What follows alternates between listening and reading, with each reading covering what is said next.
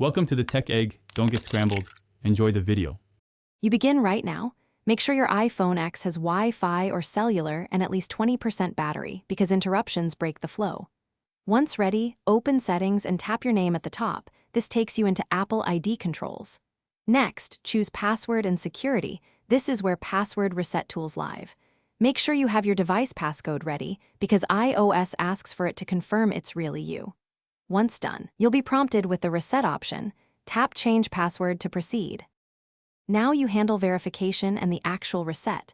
When iOS asks, enter your iPhone passcode so Apple confirms the action. After that, type a new password that meets security rules.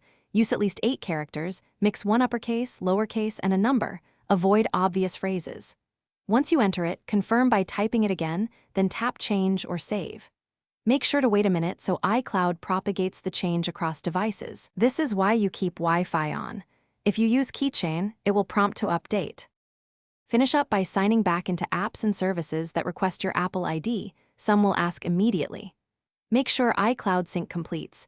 Give it a few minutes, and if things seem stuck, reboot the iPhone to force reconnection. If verification fails or you don't have the trusted device or email, initiate account recovery or contact Apple support for guided help because they can verify identity and restore access. Remember why this matters. A strong, unique password keeps your data private. Thanks for watching. Consider subscribing if I helped unscramble your problems.